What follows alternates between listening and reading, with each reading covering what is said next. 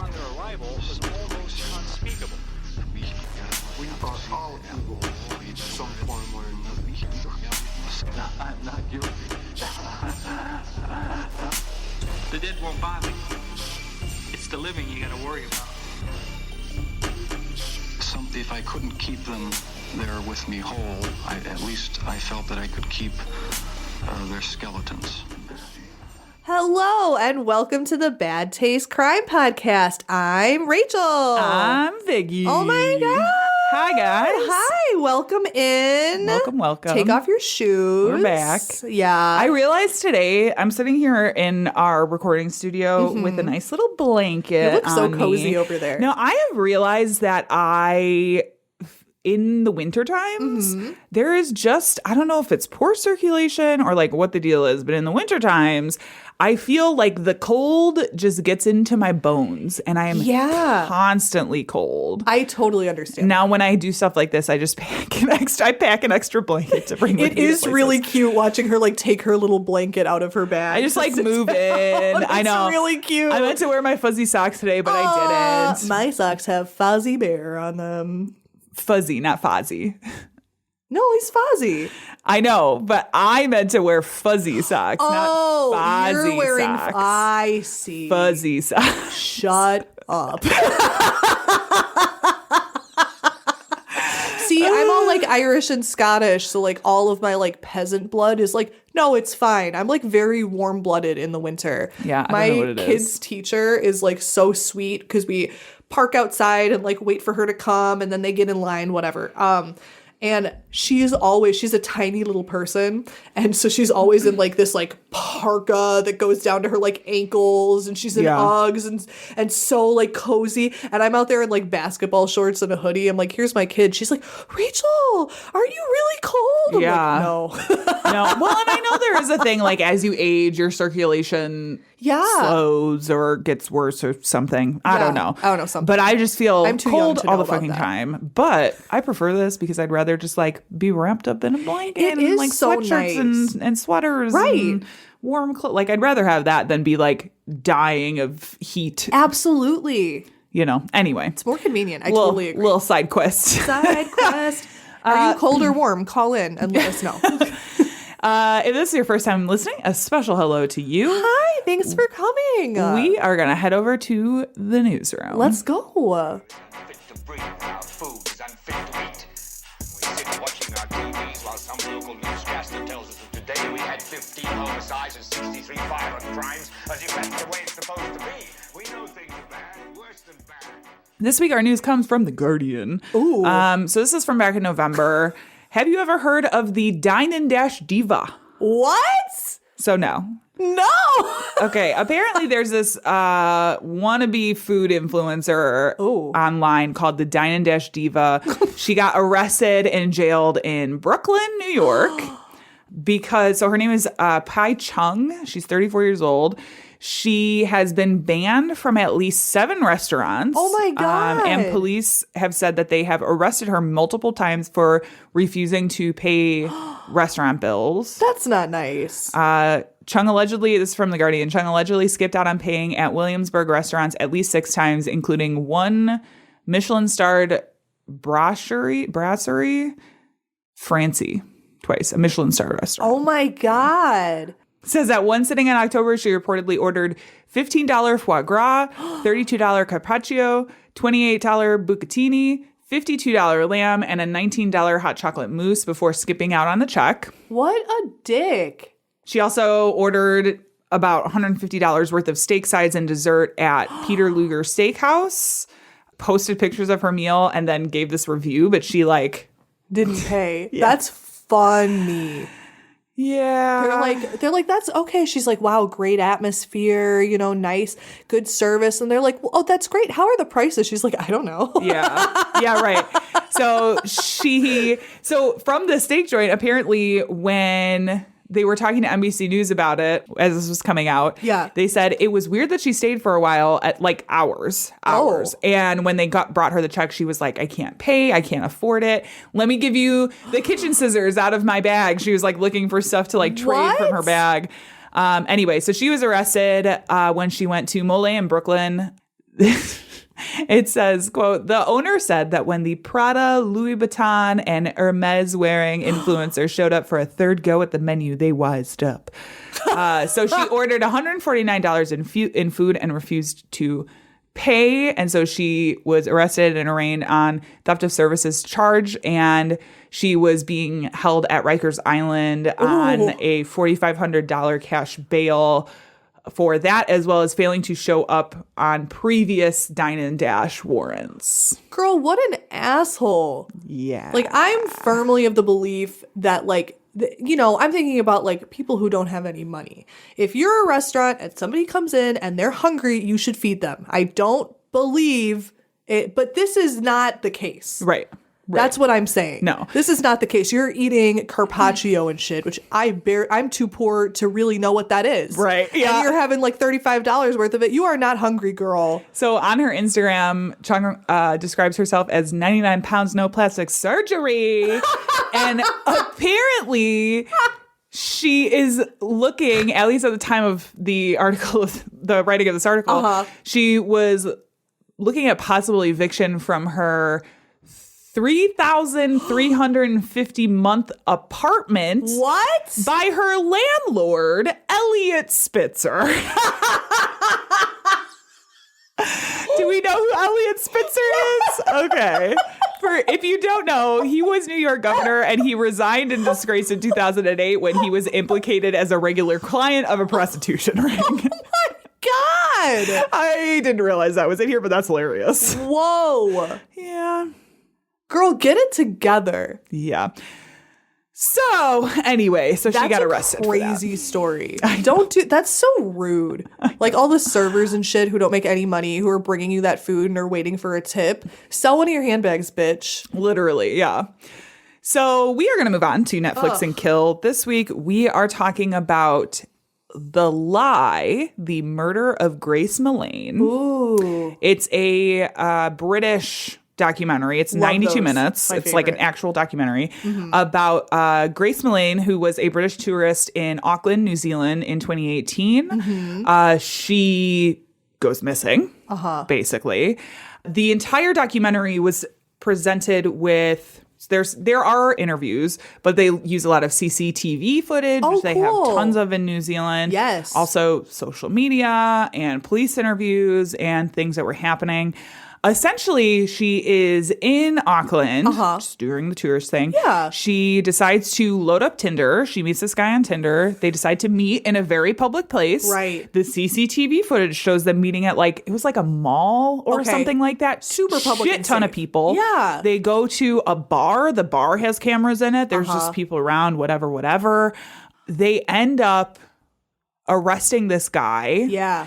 Who tells police that they had consensual sex, but that she was into like rough sex, and he accidentally murdered her. I've heard because that then it a million fucking times. Follows him like going to the store to buy a bag where he put her body and all of these things. And there's like former girlfriends of this guy that come forward.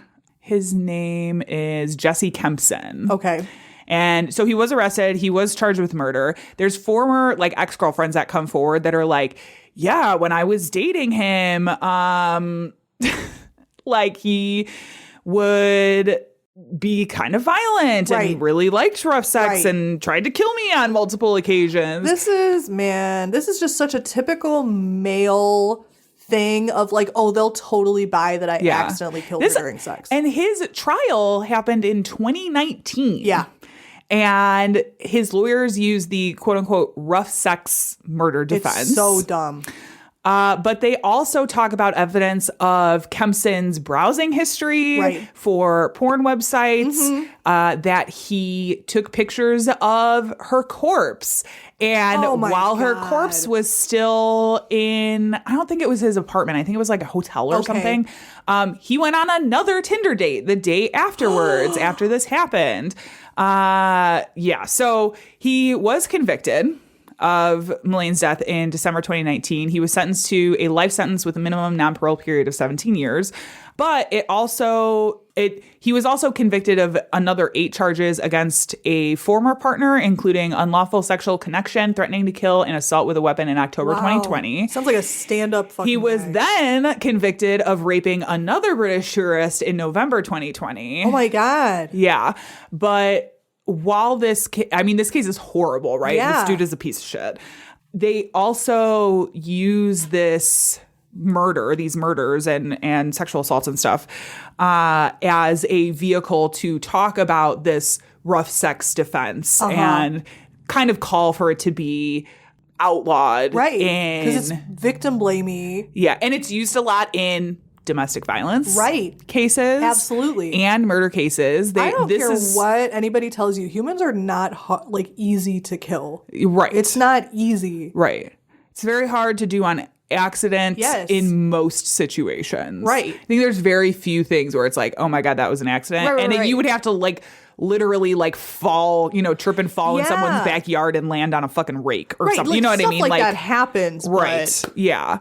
But they pretty much talk about the rough sex defense in the United Kingdom. Because obviously this was a British tourist, it's a British documentary. But it was very interesting.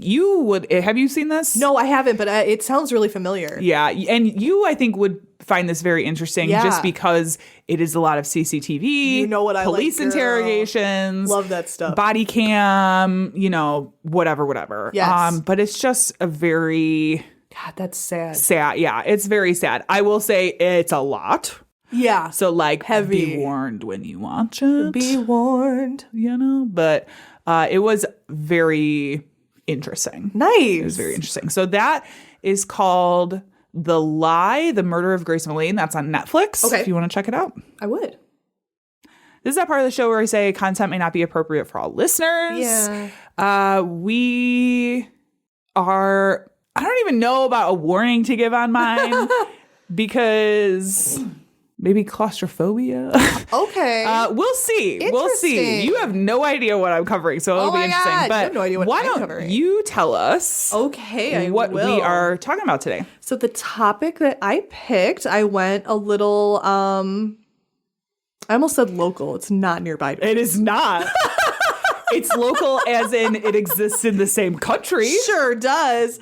So we are covering the not nearby state, actually quite far from us, of Quite far. West Virginia. Yes. West Virginia. For those who visited West regular, Virginia. That's what all I was thinking the whole time. I know you were. Mountain Mama. Yeah. Yeah, for those who visited regular Virginia and thought, what if this was just a bit to the west? West Virginia. So we have West Virginia. West Virginia. It's west as fuck. It's a state known for its history of coal mining. It's actually politically a very interesting state. Yes, because it is. They were a huge, for years and years and years, actually up until about the 90s, they were a big for the workers state. Yes. A lot of our benefits that we have as workers are because largely in part to the coal mining uprisings in West Virginia. Yeah, they're That's very pro-union, pro-workers. If you're interested in American politics and stuff that might not be super widely reported on, you should check out all of the coal miner wars and uprisings and shit. And it's sad that recently they've become one of the deep reddest states. Yeah. In America. Yeah. So it's kind of interesting. Yeah. I would definitely group them with the South. Yes. Yes. That's where I'm at. And frankly, we're not a political podcast, right? But there is something to be said with the parties being very different back in the day, right? Right. They were very different, almost completely opposite, right? The swapping of Republican and Democrat. At one point, right? But yeah, no, it was a very workers' rights area. And it's and again, just like you said, we're not the political podcast, but it is it's an interesting case study in how things like education and lack of access to eduation and also money, both in lack of and too much of, absolutely, plays a plays a role Yes. over there, which Yeah. we'll talk a little bit about in mine, but especially when you're talking about this coal industry Yeah. that is lucrative. Right. You get a little money in that and it Yep. becomes All kind of a these whole fucking coal shit barons show. Yeah. being dickheads. Yeah. So it's one of those where like I brought that up specifically because I think a lot of people who like maybe aren't like as into like state history as my nerdy ass would be like, oh, West Virginia, that like backwoods like, you know, like Which real Republican state, also which it is, true. but it's like they weren't always like that. Right. They've had a very like varied history. Yes. Yeah. So very interesting state, actually. Highly recommend looking up more history. It's also known to those of us who are a little weird for Mothman. Okay. Mothman from there. Yep. Yes, Yep, yes, Mothman. that's true. I'm also like McElroy Brothers. Oh, yeah. Oh, yeah, Huntington, that's West right. Virginia. Yeah. Oh, I forgot. You're Yeah. so smart. I just love them. Love West Virginia. We love it. And I picked it for a regular West Virginian crime that is not weird at all. And I'm lying. Sure, West Virginia is probably super great. Victoria, have you ever heard of a Please don't call me Victoria. Vicky. Have you ever heard of a red herring? Yes. It basically means I tricked you so that I could annoy you with this case about ghosts. Ooh, this is a spooky bad taste episode. Don't worry. It's half a spooky bad taste episode. Right. There's still a murder. This is a Okay. legitimate murder case. Okay. A dastardly murder by a dastardly bastard of a man. Can't wait to tell you what his name is. I'm not waiting. It's Trout. Okay. Like a fish. His first name is Trout? His name's Trout. Okay. What's his last name? Trout. Let me look. I want to know if it's like trout walleye or something. Like, He had like a long. was he German?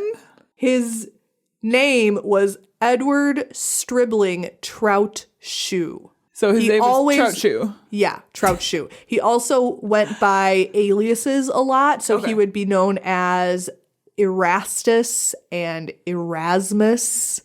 Weird Okay. fucking guy, but he was like Trout. Interesting. I have so Trout. back in the day, when I was 18, we went on this cruise, like a Ooh, family cruise. nice. And I was hanging around with some people that I had met on the boat. And Cool. one of the guys was just named Fish. He just called him Fish. I started hanging around with this couple who was like, they're on their honeymoon, and the guy, or both the guy and the girl, were in the military, and they had this like suite, right? So they're like, come up, hang out, whatever. Oh, nice. So I went up and hung out, and there were these other people there who they had met and invited up or whatever. And one of the guys was this hippie guy who was like, my name's Fish. It's one of these experiences that I'm like, I've never met anybody who was just like, hey, I'm Fish. That's amazing. Yeah. I want to hang out with that dude. Now I wonder if it was PH Fish, like the band, No, I think it was just Fish. like with like the animal. Yeah, I made out with him for a second. Nice. Yeah. Was it fishy? I don't even remember. It's a long time ago. It was it was my wild days. Oh gosh. And now you're over here wearing like a cute little. And I'm like, blanket. yeah, I made out with a guy named Fish. Great choices. I've made some real great choices in my life. When I worked at the mall, I got asked out by a guy whose name was Thor. That was pretty funny. He was actually very nice. Yeah, but was that his actual name? Yeah, I'm pretty because- sure this was not this guy's actual name. he did a. It was a very Madonna situation, like a Yeah, I was single gonna name say. share. You know, Well, that is like that is like a very like hippie thing. Yeah. Where it's like, my name's Rainbow Prince. Cloud. Yeah, the symbol normally known as Cloud. But no, he came into, I worked at like a terrible shoe store with like the most horrible, meanest people on earth, and I hope they're all dead. They're not. But he had to do like a return, so I had his driver's license, and his name was like Thor, like something fucking Viking-y. yeah, But it was Thor. yeah. He was really nice. Like, it was actually like, I feel like most of the time when girls are like, I got asked out, it's like, oh God, are you okay? Because men are terrible. Yeah. But he was like the most nicest, respectful. I was with Rob, so I was like, oh, no, sorry, I'm all set. Yeah. But he was like, okay, have a wonderful day. I was like, wow. So I hope that guy has a nice life. He's probably a murderer, to be honest with you. I mean, with the name like Thor. I know. And like he didn't have an accent or anything. but he had like long hair. What are you getting at? Well, I mean, because like I feel like With it would be that. more normal for your name to be Thor if you were like from Denmark. Okay. But he was like clearly American. I was like, what are you trying to get at with that? I'm not sure where we're going the with mountain this. from Game of Thrones, his name is Thor. Yes. You know, and Yeah. that's like not an abnormal Yeah. name, but like he seemed like an American guy. Yeah. But his name was Thor. Yeah. That's all I got. Gotcha. I see. Okay. Have you ever dated somebody with a weird name? Call in. Tell us right now. So Trout's name wasn't the only fishy thing about this mountainous moiter. So strap into the coal mining car and let's get paranormal. This is the case of the Greenbrier ghost. Ooh. Stay with me, Vicky. Stay with me. You lost me. No. I didn't. So this is it's called the Greenbrier Ghost because it takes place in Greenbrier. God, it's difficult for me to say. Greenbrier. Okay. It's like so many consonants. Greenbrier. Greenbrier County, West Virginia. I'm pretty sure there's more vowels. Shut the fuck up. Might be 50-50. Who cares?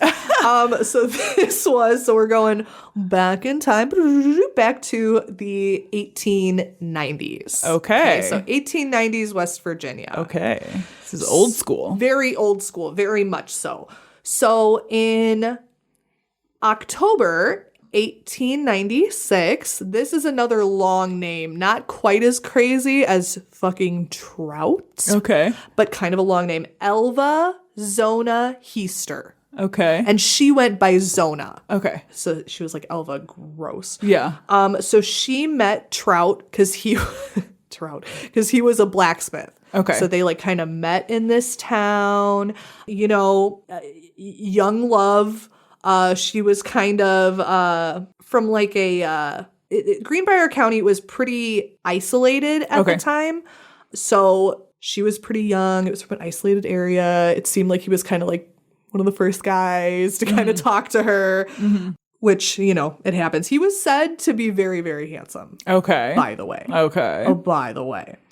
So everything's fine. You know, it's the 1890s. So it's like, okay, we like each other. We've known each other for 15 minutes. We're probably going to get married, right? Odds are. But the only problem was a woman named Mary J. Heister, who was Zona's mother. Okay. So she was like, no, thank you. This guy is really dirty and he is gross. That's the thing is like, I wonder if it was like mother's intuition or if he was rude to her because this is so long ago, you know, we have pretty limited records, but right away it was said she was like, I don't like this guy. I do not like this guy. I don't like him for you. I also think that people were a little, I don't want to say pickier, but like, totally. Parents were a little bit harder on the people that were coming from, you know, for their from kids. an isolated area. It is that thing of like outsiders, even though he was from the area, it's like you got to be really careful. It's that sort of attitude from that area of like you only trust who you know, right? Who you already know, right? But with this one, she was right. You know, she should not have been around this guy. It's unlikely that she knew that he already had a pretty extensive criminal record. Oh. And had even been to prison. Oh, okay. For stealing a horse. Well, great. That's awesome. Also, 1890s, not a good time to have been married twice before.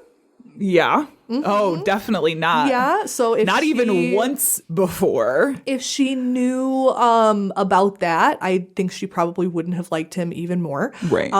This is like just kind of casually thrown out there. He also had a child. Okay. And with the first wife, he had a child and basically dipped out and abandoned them. So she was like, well, fuck you, I'm divorcing you. Right. So that was the cause for divorce, was like, are you gonna stick around? He was like, no.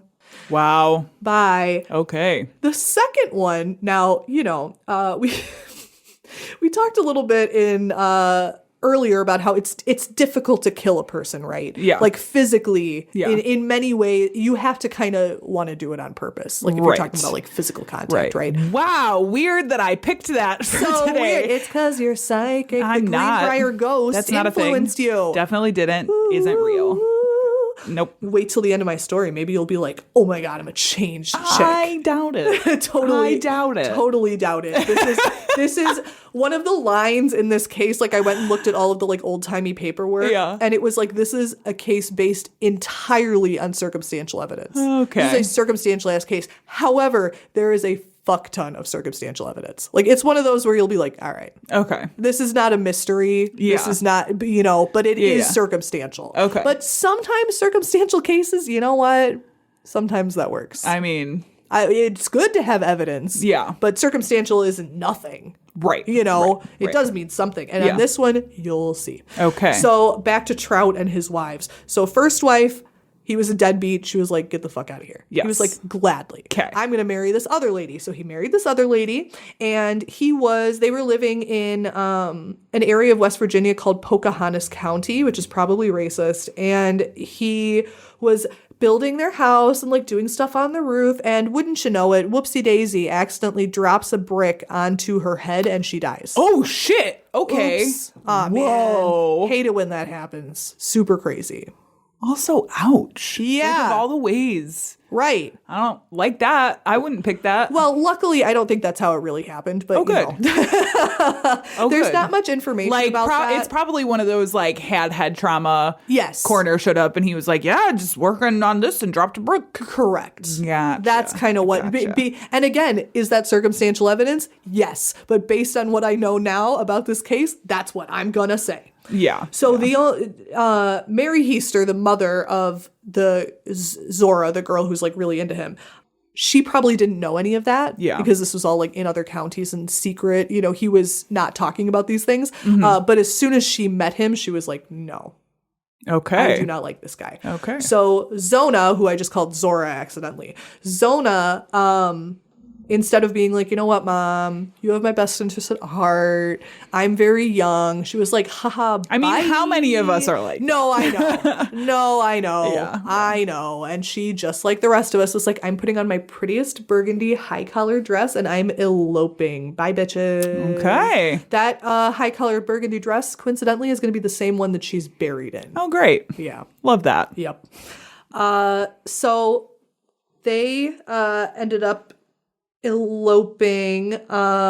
They built a cabin together. I even have like a little picture of it. How cute is that? That's cute. That's pretty big. It's like huge. Yeah. So it's like, it seems like they were planning on having like a nice farm, like having lots of children. So it's like, okay. So Mary Heaster, the mother, probably felt a little bit more relaxed. Like, okay, at least, you know, they're not living on the street. He's providing for her. He's a blacksmith, so he makes some decent money. Yeah. They're never short of horseshoes, Right. you know? Right. So it's like everything's okay. Okay. So on this day in 1897, Trout, it keeps calling him Shoe. I'm like, no, I'm calling him Trout. I don't care what his last name is. Okay. So Trout left his, he had like a shop that he worked at, his blacksmith shop. So he was at work, and then he walked out of his shop, went down the road to a house with like, who they had like a little boy who he like kind of knew because he would make him like run errands for him. Hey, give me more ice from the shop, you know, yeah. for a nickel or whatever. Right. Super cute and old timey. I hope the boy wore a little page boy cap because that's how I'm picturing it. Okay. So cute. Little trousers, like, sure, mister, even though they're in West Virginia and not London. In like the country. Yeah, please, Yeah. Mr. Scrooge, it's Christmas Day. So he's like, hey, he's like, my wife, the old ball and chain, you know, is over at our cabin there, and she said that she might like want something. I was gonna send you to the store. Would you run and like go see if she needs anything before I send you to the store? And he's like, yeah, no problem. He walks in, little boy walks in, opens the door, finds Zona laying on the floor dead. Oh, no. Which, like, Okay. why would- Send the kid to go. That was my first thought. Jesus. I was like, fuck you. Like, obviously don't kill people, but like, you're gonna send the little kid. I mean, like, this clearly he poor doesn't give a baby. shit, like, Yeah, this at guy all. sucks ass. Yeah. Spoiler alert, this guy sucks ass. So the boy ran and fetched the doctor. This was Dr. Knapp. So he went. Sounds like my kind of doctor. Yeah, I love Dr. Or is it Knapp? Knapp. Yeah. Yep. He's like, let me Whatever. prescribe a sleepy time for you. Thank and you. An extra dose of chamomile tea. Yes. Prescribe. That's all I want ever. Me too. Same. Dude. Same, dude. Can we nap after this? I do. Every time we record, I go home, I get food, I take a nap for like 2 hours. Be nice. It is. I'm a saint, dude. It's great. I go home and my children climb on me. Single income, no kids, baby. Lucky. I'm living vicariously through you. Yeah, it's fine. It's not that exciting. It's a lot of napping.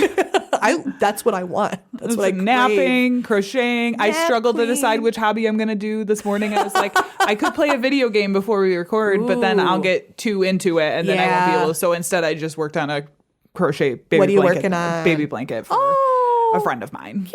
The second one. Oh, the first that's so one exciting. the first one I just finished. I'm getting ready to ship. And the second one I started, he's not due until June.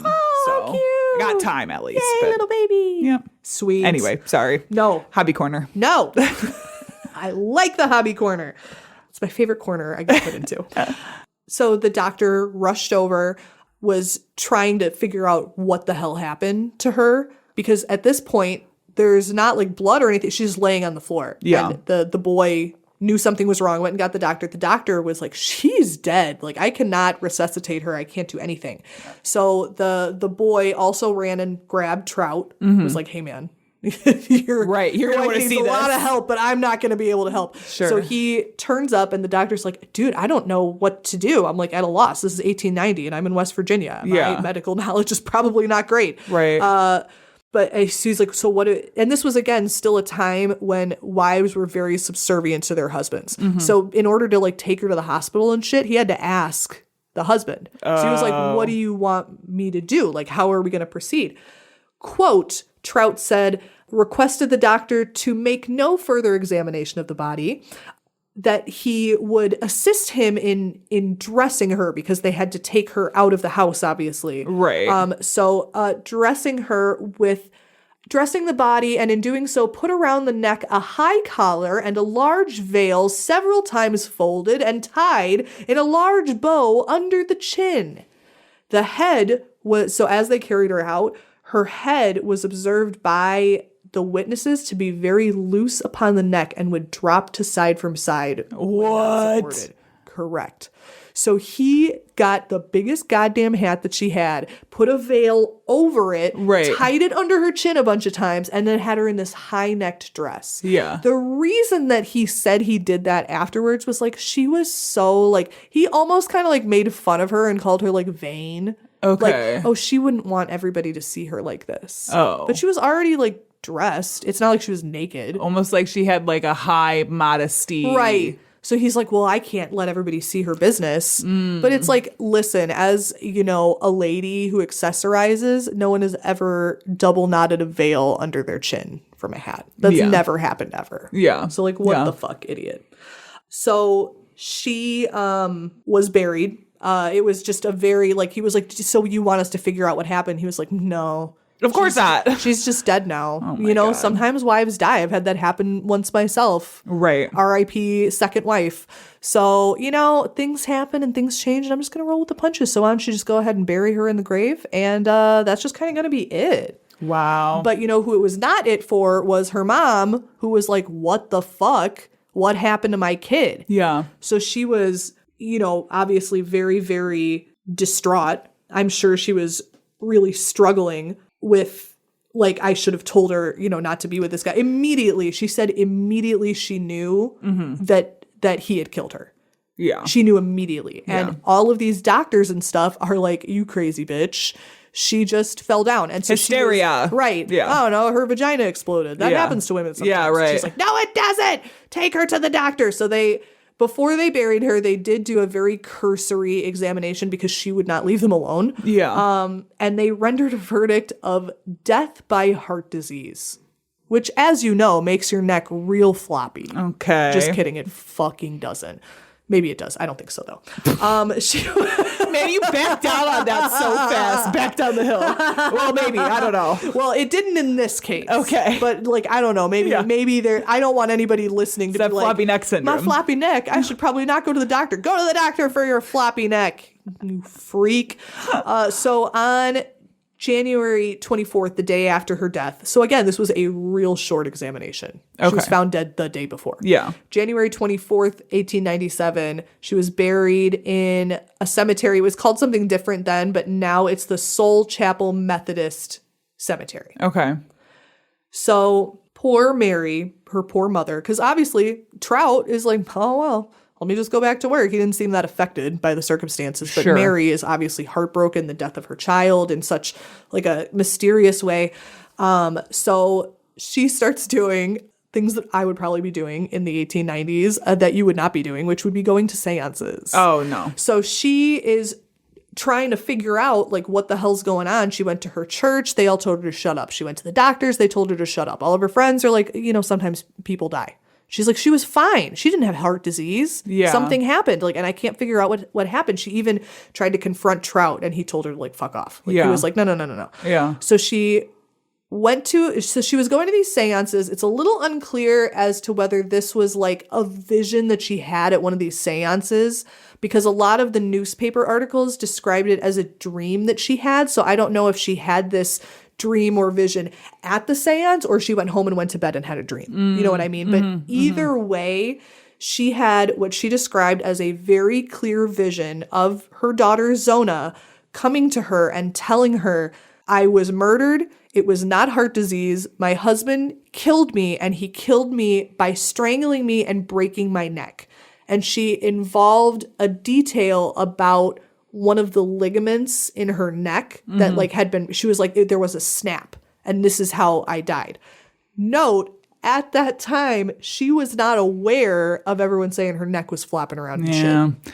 But, I do think there is Or so something she to be said. said for like sort of confirmation bias, right? Yeah. Like Oh, she yeah. thought for sure her daughter was murdered and now she's dreaming about having Absolutely. her daughter coming to her This being is like, the I was thing. murdered. I'm joking around like this is going to be Yeah. the case that converts you. But I think that surely with her grief-heavy heart and the Yeah. fact that she is... Not saying she wasn't murdered, Oh, but absolutely. like... And she was. Yeah. We're Yeah, going to yeah. talk about that a little Right. more in a bit. But Right. like I'm sure this was something that was just weighing heavily on her heart. Mm-hmm. The fact that she knew the cause with no proof is pretty interesting. But again, she said she didn't know about like the floppy neck, but maybe someone had told her and she forgot, Right, or maybe someone mentioned it to her, or maybe one of the seance people knew it and were like, girl, he broke her neck. Yeah. You know what I mean? Like we don't know, but either way, she had this big vision of Zona coming to her and being like, I have been murdered, girl. Right. Like, you were right. Sorry. Yeah. I shouldn't have gotten married. Fuck you. Right. But now I'm dead. Yeah. It happens. So she, it does. It happens. So she obviously, when you're grieving, you have dreams like this, you're like, oh, I'm just going to kind of push it to the side. She felt so strongly about this, that this was proof that Zona had truly visited her from the other side, that she went to the local prosecutor, a man named John Alfred Preston. Okay. And she like pretty much barricaded herself in his office and was like, I am telling you, this is what happened. Whether he believed her about the ghost, he didn't quite say. Okay. All right. Fair. But she was so convincing. And I think part of it was probably that she was like, they did, because he was like, okay, what did the autopsy say? She's like, they didn't do a full fucking autopsy because he said no. And he went, that's suspicious. Yeah. So he was like, all right, let's actually look into this for realsies. Yeah. So he went and re-interviewed Dr. Knapp, who was Okay. like, yeah, he told me not to look at her. He told me not to examine her. I wasn't allowed to lift her. And then like they were interviewing people in the town and people were like, that guy sucks. We hate that guy. And Oh. she looks scared when she's with him. We don't like him at all. Small Great. town, everyone's talking. Sure. Everyone's like, he fucking murdered her. Sure. So this led to an exhumation of the body. So they had to do like a whole, I thought that was so interesting, like 1890s. I'm like, what even is this process? But it seems like pretty similar to today, where they had to have an inquest jury, and then they were like, all right, it's fine. And then they exhumed her and determined there was enough evidence to have a full autopsy done. Okay. So this was on February 22nd, 1897. They took her body to a local one-room schoolhouse, which, like, so nice for the children. I hope they weren't there. Yeah. They're like, scooch over, Billy. Take your blackboard and go over there. Right. The autopsy was extensive for this time period, and it lasted 3 hours. They immediately were like, oh, her neck is broken. Duh. Okay. Duh. Well, Quote, this is from like the autopsy report. The discovery was made that the neck was broken and the windpipe mashed. On the throat were marks of fingers indicating that she had been choked. The neck was dislodged between the first and second vertebrae, The ligaments were torn and ruptured. The windpipe had been crushed at a point in front of the neck. okay. Yeah. So they were like, yep, that's what did it. Yeah. So they immediately arrested him, and he had to sit in jail for a little while. Oh, good. So as they sit him in jail, they're starting to learn more information about him. And this is when all of this information would come to light about like, oh, you've been married before, you've been in jail. The first wife, who was like, you're a deadbeat, like, are you going to support me and my child? Not only confirmed that story, but said that he had been enormously cruel. Okay. And would like almost play games with her. Yeah. Like he was clearly like some kind of psychopath. Yeah. Enjoyed pain and torture. Yeah. So they're talking to like his friends and like all the people he drinks with. They're like, what sort of guy is he? And they're like, well, he has this like weird idea. So he has this like cute new wife, right? And he told us that he'd been married before, obviously not the circumstances on how these marriages ended, but he has this whole idea that he wants to, in his lifetime, wed 7 women. Okay. That was his like goal. How serial killery is that? That's... Because it's like, you're going to what? Wed and then I was going to say divorce? it's very much something Elon Musk would say. Absolutely. Absolutely. Because he's like, my goal is to make as many children as possible. But he doesn't even make them with his own wiener. They use surrogates. Yeah. Crazy. Well, I mean, okay. Yes. They do. Yeah. Well, we're going to move on. We don't need to talk about him on this. That's true. No more airtime. Yeah, right. Get out of here.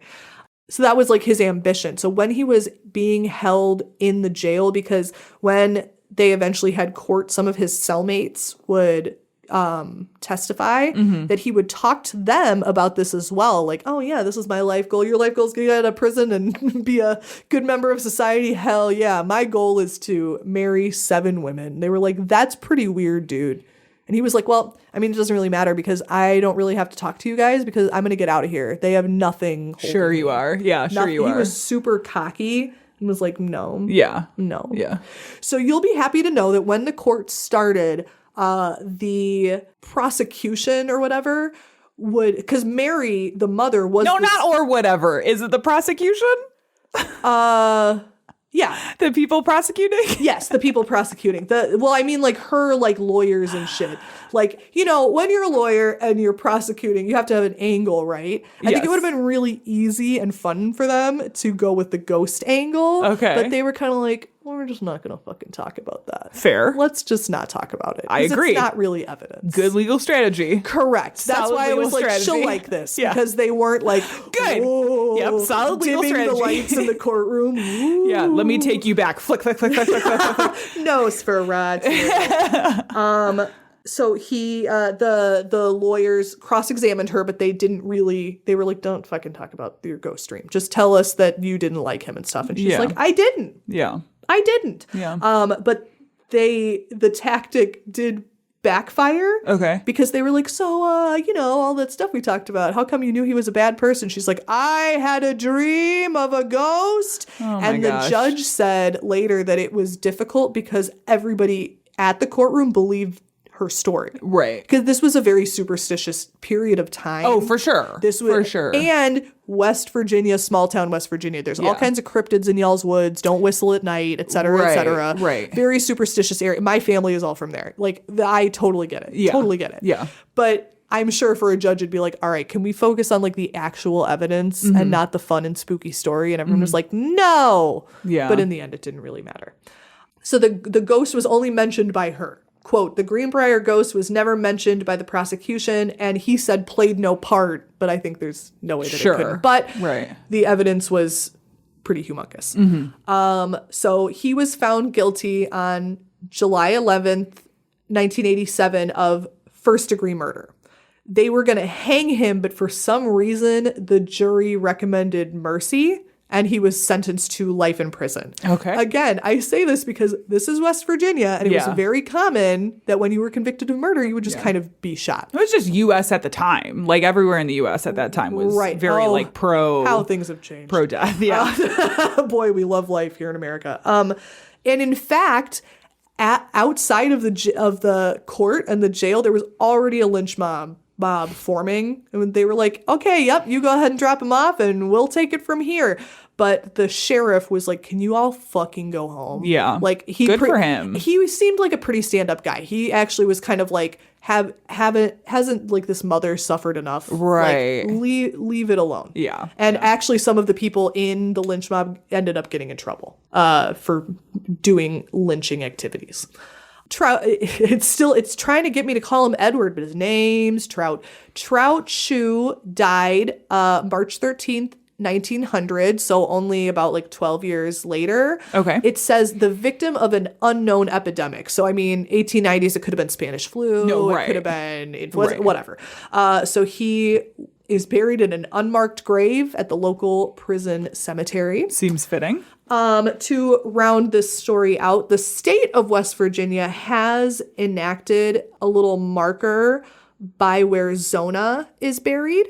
This is the description, this is actually how I found this case, is I was looking at like interesting like grave sites and like markers and stuff. This is very on brand for you. Very normal activities. Sounds about right. Another Saturday night. This is what the plinth reads. Interred in nearby cemetery is Zona Heaster Shue. Her death in 1897 was presumed natural until her spirit appeared to her mother to describe how she was killed by her husband, Edward. Autopsy on the exhumed body verified the apparition's account. Edward, found guilty of murder, was sentenced to state prison. Only known case in which testimony from a ghost helped convict a murderer. My God. Right. I mean, it is certainly the more interesting story, right? Like, right. It's funner. It's funner to believe. And like the Greenbrier ghost is still like a thing enough that it was actually an episode of Drunk History. Okay. Someone talked about the Greenbrier ghost.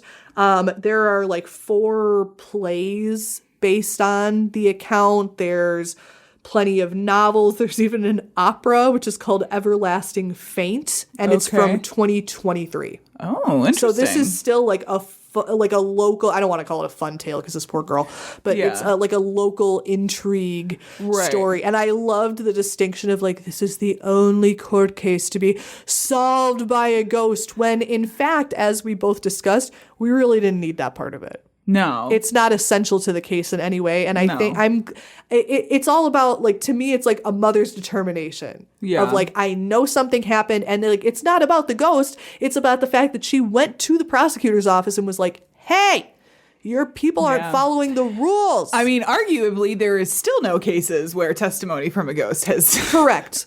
contributed to a murder conviction. As a ghost believer, correct. Correct.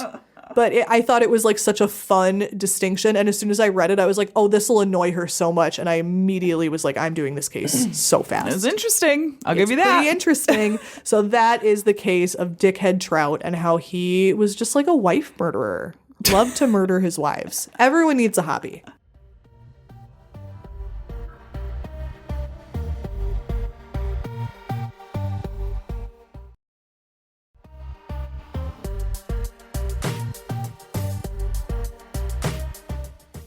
So when you suggested West Virginia murder, Yes, There was a lot of ways that you could go with this. And Sure I decided was. to go one of the more unconventional. Ooh, I would as you say, do. As I do. I'm also going to say at the top, this is a very information dense material. Ooh. So I know that turns you on, you freak. apologize because it does. It really does. But like, there's some of the intricacies of this stuff that's a like little heavy. Yeah. Cool. So I know it's like Glad not I a smoked. very light No, I'm just topic. kidding. Yeah, right. But I wanted to talk about, I mean, I consider this murder, Ooh. right?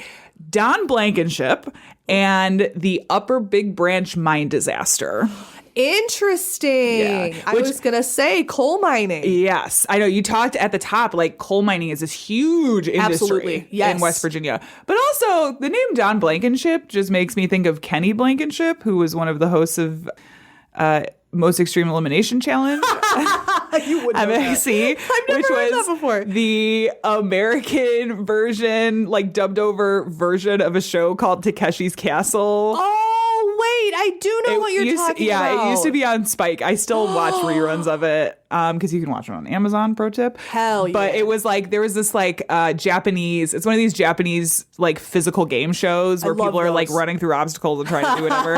And then in the 2000s, they basically bought the rights to it and then redubbed it with Yeah. American voice actors. That was such a time in the 2000s where they were just like stealing. Yeah, I it's mean, like, really they bought funny. it, but It's super good. I I love don't Silent know. Library. Silent Library was good. It was so funny. Silent Library was good, but it was that era, right? kind but of stuff, one of the yes. one of the hosts in the American version was named Kenny Blankenship, and that's what this Love makes me think that. of.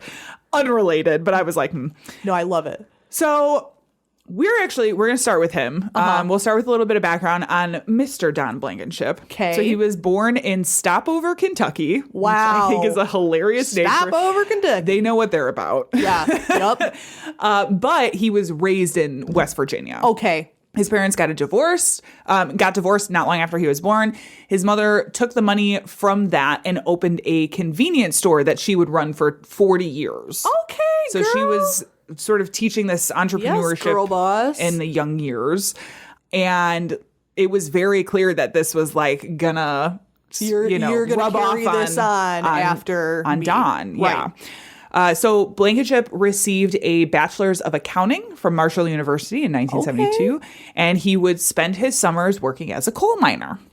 This was pretty common because, like you Right. said, coal mining is one of West Virginia's largest industries. It's actually the second nation. It's the nation's second largest producer of coal. Yeah, I was surprised it wasn't the Behind, first. do you know who's the first? I did until you asked me. Wyoming. Oh, yeah. I was Wyoming. going to say it's like some like Western state. Yeah. So Which I guess interesting. I didn't realize that Wyoming was such a big coal industry also, because I think when I think coal mining, I think West Virginia. Like I think too. east. Yeah, me like too. Appalachia. Yeah. You know. Appalachia. Well, I don't give a shit. Janelle used to correct me on that too. Our Appalachian viewers are going to be mad at you. That's fine. They get mad at you for all sorts of reasons. I'm just spreading the love around. So in Appalachia, Oh my God. It's just wrong. Falls on the ear incorrectly. in the east, yeah, whatever. that's what I think of though, is West Virginia, like when it Completely. comes to coal mining. Me too. So there is tons of stuff in his background. Some of it we'll talk about, some of it we won't. But what I really want to focus on is his career in the mining industry. Okay. So in 1982, Blankenship first joined Rawl Sales and Processing Company, which was a subsidiary of this company called Massey Energy. Okay. About 7 years later, he was promoted to president of Massey Coal Services Incorporated. good job. Receiving the COO, Chief Operating Officer position. Wow. As well in 1990. Business bitch. By 2000, Blankenship was named chairman and CEO of Massey Energy. He's doing great.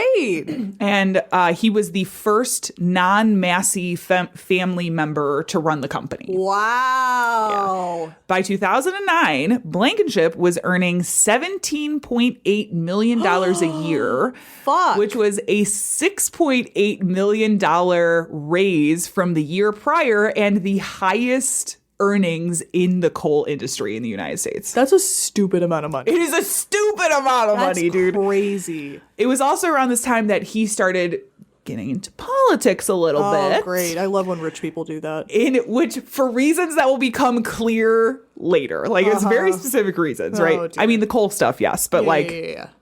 in 2018 and 2024, Oh, no. he ran for West Virginia's U.S. Senate seat. What? And launched a presidential campaign in 2020 Ew. under the Constitution Party. Oh. Yes. So it's a little bit of background on Blankenship, Yeah. but I want to move on to what we are actually talking about today, which is disaster. Disaster. Unfortunately.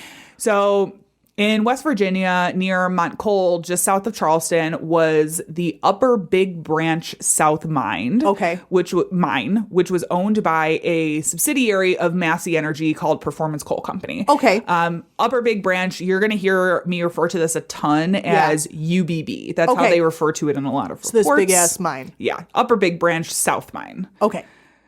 On April 5th, 2010, just before 3:30 p.m., an explosion occurs at the mine, rocking the nearby towns. Immediately, emergency services were dispatched to the mine, including over 20 ambulances and 3 helicopters. Wow. There were some people successfully pulled out in those initial rescue efforts, right? There was one miner that was taken by helicopter. There were 2 others that were taken by ambulance.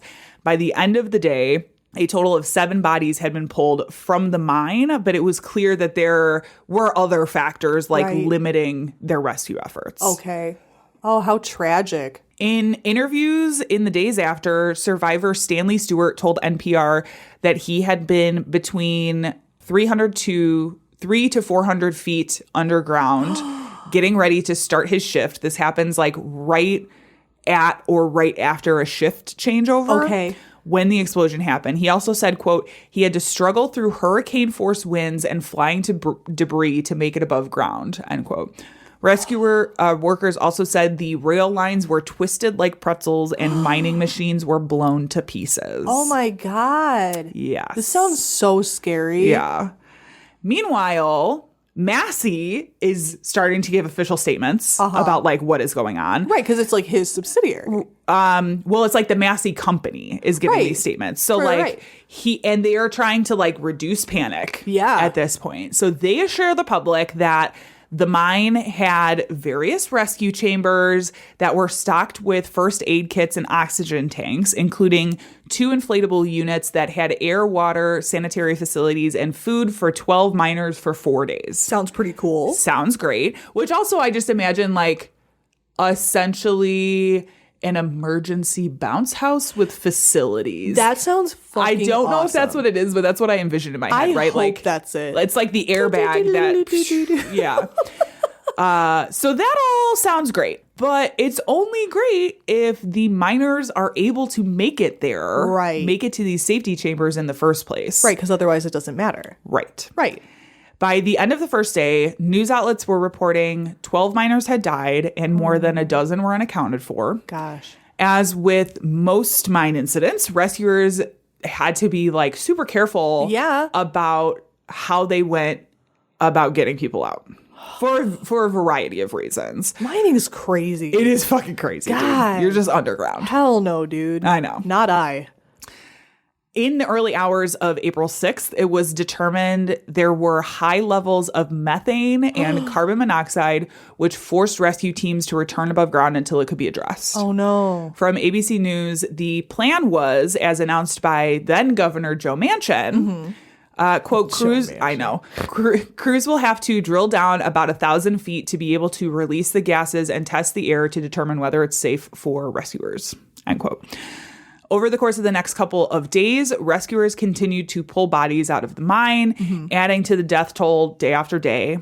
By Saturday, nearly a week after the initial explosion, the mission was changed from rescue to recovery. Wow. None of the miners were able to make it to any of the safety chambers, and in the initial hours of the rescue, rescuers walked right past 4 bodies without seeing them due to conditions in the mine. Oh my in the mine. God. You have, like a coal mine. I mean, like all the black dust. It's from the explosion too. It kicks up a shit ton. I'm thinking not, even like a normal day on the mine, you probably can't see shit. Yeah, and I'm not putting any blame on these people. No, like, I'm not either. That's what I'm saying too. That must have been horrible. Twisted, yeah.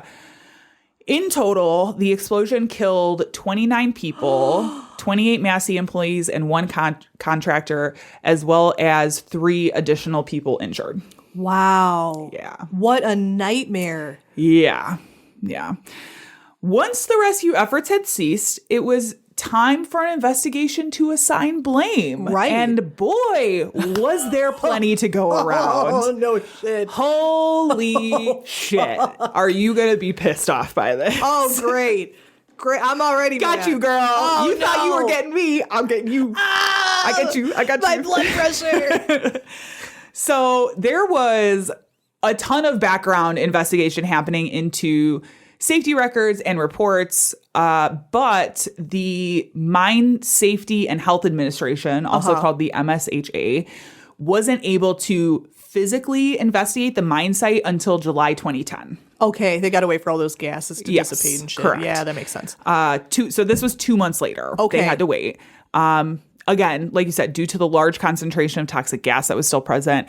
Now, up to this point, Massey's official stance on the cause of the explosion was, quote, caused by a massive release of methane gas, which would absolve them from responsibility. How convenient. Yeah. Isn't it nice when methane does that? Which is, I'm not saying this doesn't happen, right? Right. It's not impossible, but When you're prove it, drilling, bitch. there's like pockets of gas Yeah. and all those things.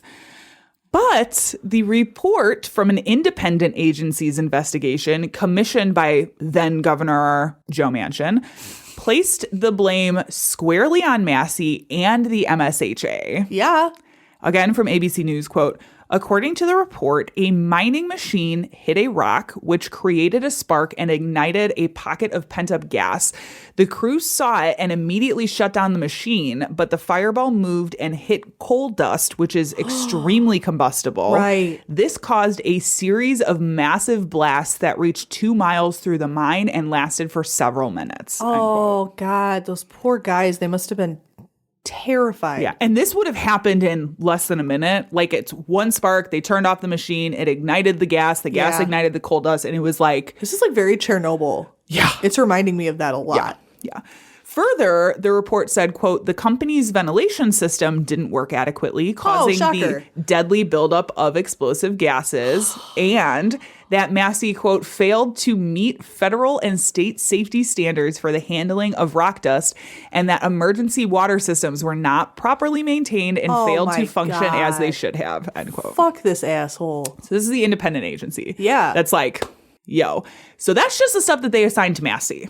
Okay. Oh. There is some very big blame to place not only on the company, but on the governmental agencies charged with holding the company accountable to meet industry standards of safety, both state and federal. Very true. Like, for real.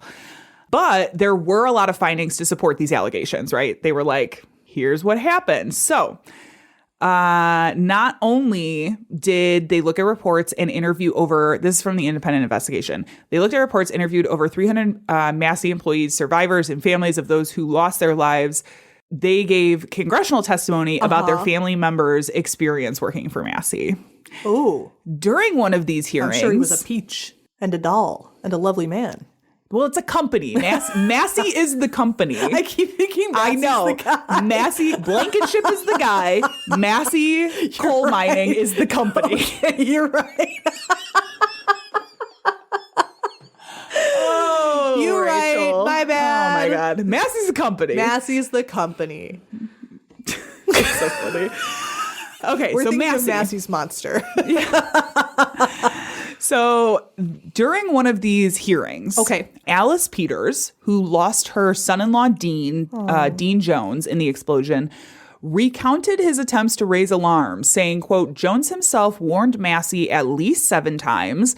They told him if he shut down the coal production, he would lose his job, end quote. Now, if you remember, I said the report also blamed the MSHA Right. for the explosion.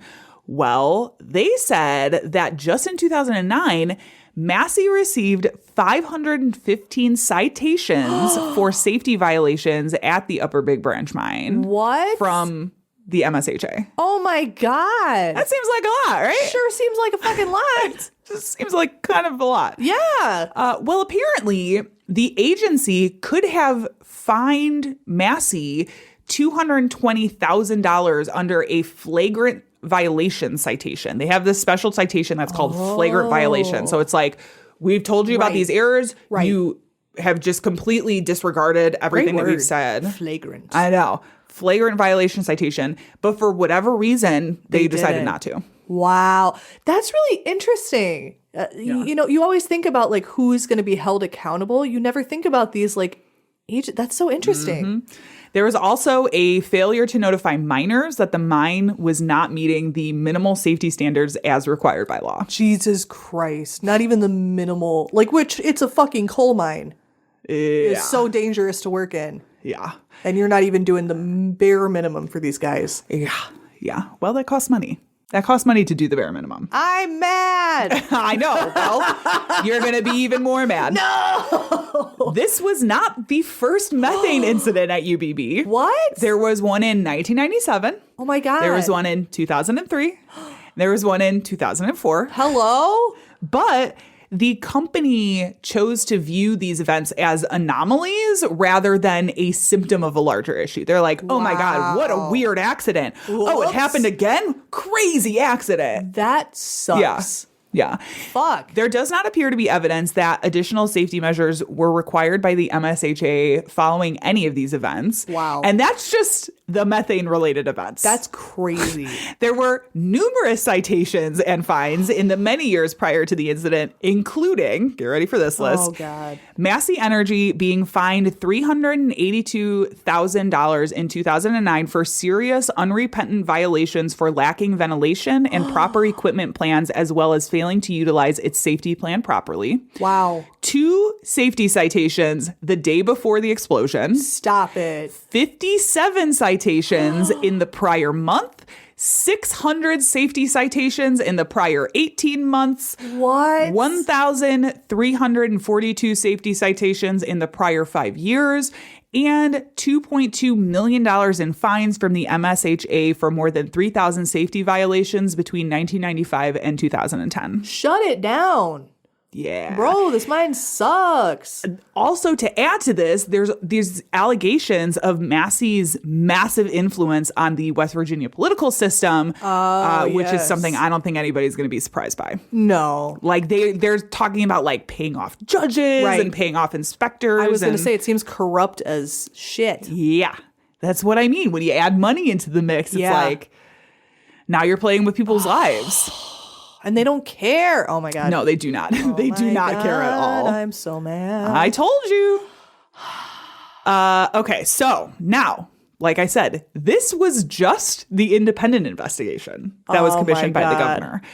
The MSHA was doing its own investigation at the federal level that would eventually be released as a final report in December 2011. They, too, rejected Massey's narrative that this was an unexpected random pocket of methane, instead saying the disaster was entirely preventable. This is from the MSHA's press release. Quote, while the investigation found the physical conditions that led to the coal dust explosion were the result of a series of basic safety violations at UBB, which PCC and Massey disregarded, the report cites unlawful policies and practices implemented by PCC and Massey as the root cause of the explosion, including the intimidation of miners, advance notice of inspections, and 2 sets of books with hazards recorded in UBB's internal production and maintenance book, but not in the official examination book. Wow. The investigation found that the operator promoted and enforced a workplace culture that valued production over safety, including practices calculated to allow it to conduct mining operations in violation of the law, end quote. Holy.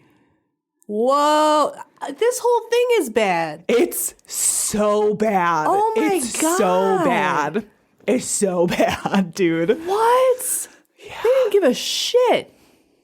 Nah. Meanwhile, the guy running the company is literally making like 6 times as much as anybody else in the coal industry. Yeah. And like going and hoeing it up, doing his political stuff. Isn't that crazy?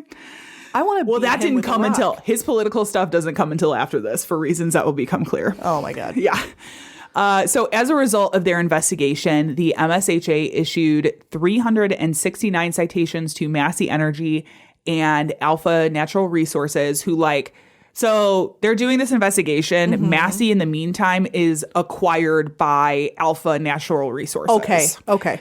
During this time. Got it. So they also get issued the citations. Well, of course. That was pretty dumb. They're probably like, we wish we didn't buy this. Mm-hmm. It's coming with a lot of problems for us. The Department of Justice also announced a settlement with Alpha National Resources the same day the MSHA report was released. Okay.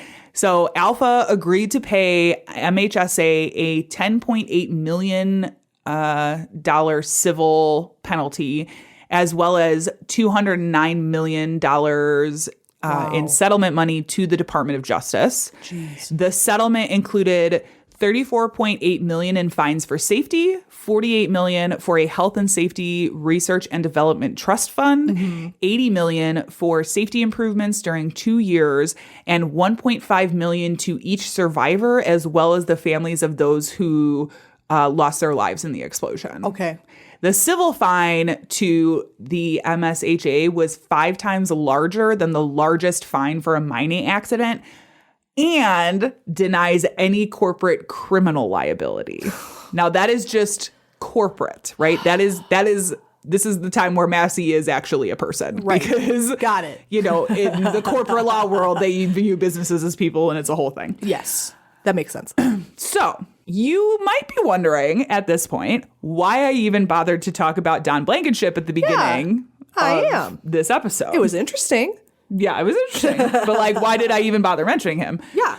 Well, it seems to me that he is one of only 2 individuals who received any criminal liability for the explosion. What? 2 people. I'm furious. I know. In November 2014, Blankenship was indicted by a federal grand jury for conspiracy to violate safety laws, defrauding the government, securities fraud, and making false statements to the SEC, the Security and Exchange Commission. He did that shit. Out of all of that, he was only convicted of a lesser misdemeanor charge for conspiring to violate federal mine safety standards and received 1 year in prison. Fuck you. Now, during this time, Blankenship was like, I'm a political prisoner. Oh. He's like, they're coming after me. Right. And he apparently had a Twitter feud with Joe Manchin. Get out of here. Because Joe Manchin is like, this is all your fault. He's Right. like, fuck that guy. This is politically motivated. Wow. He also continuously called for another investigation into the explosion. Bro, you don't want that. Pretty much seeming like he's denying any Right. responsibility Right. whatsoever. The Joe Manchin feud was likely the catalyst to seek his Senate seat. Right. So like I said, this was 2014. He goes into prison. He comes back out. And then in 2018, he's running for Joe Manchin's Senate seat and attempts to run against him twice.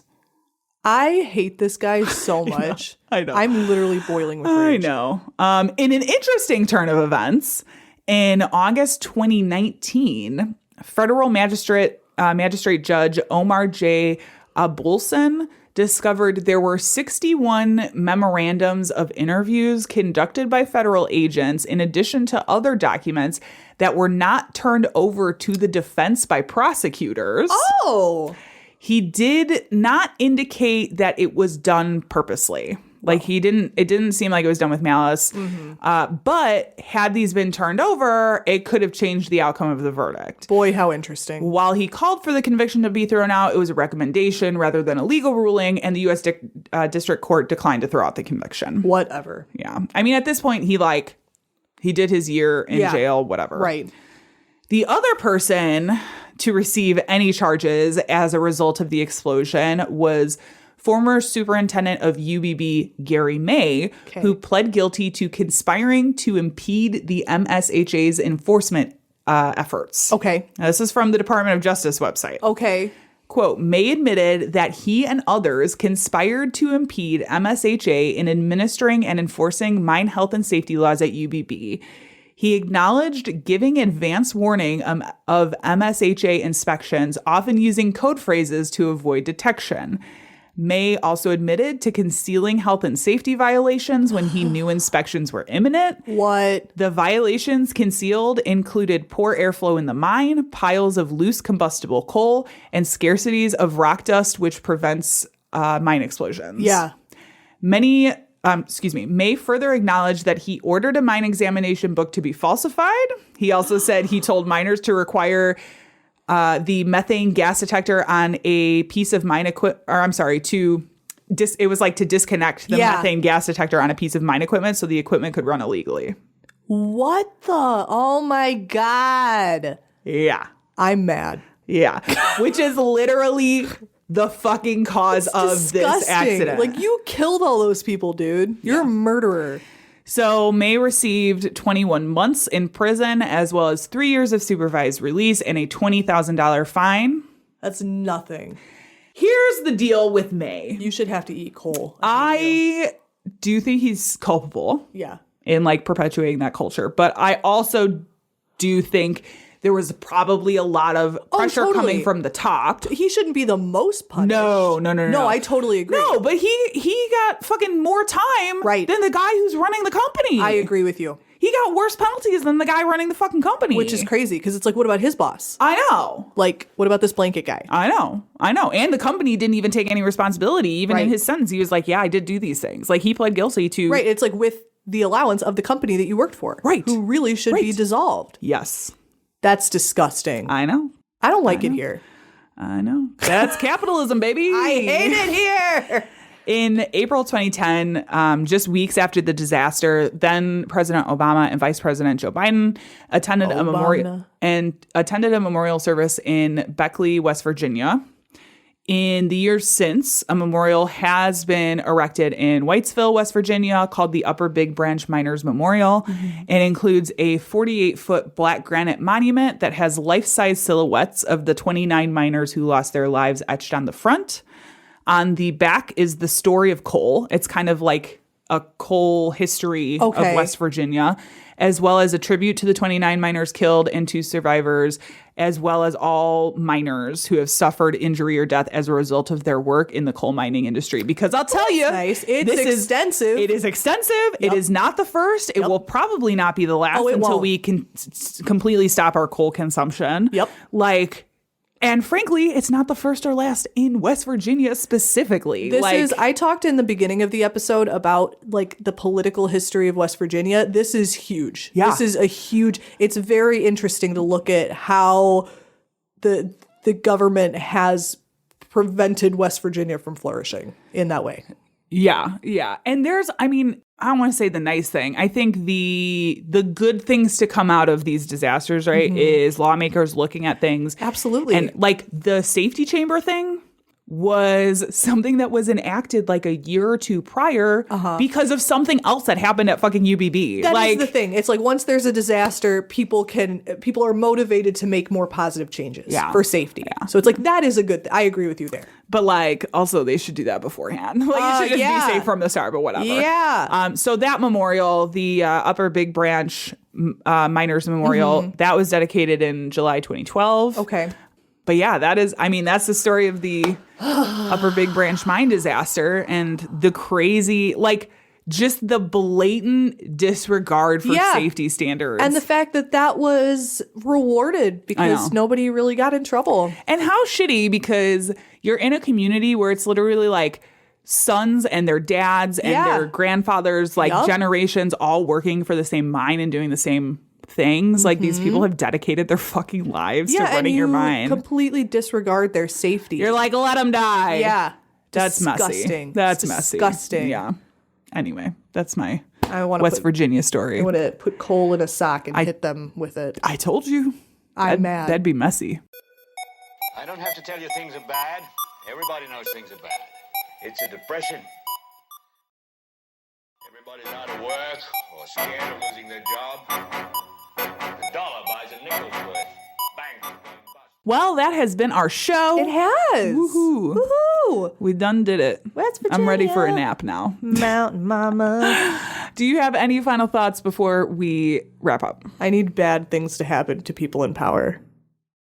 Okay. Well, I'm not going to let you expand on that anymore. You probably shouldn't.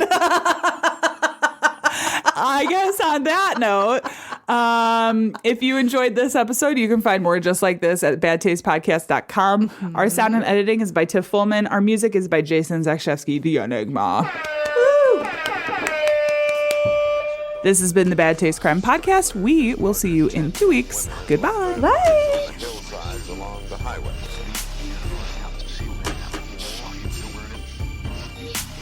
It was as if a wave of evil washed over this town.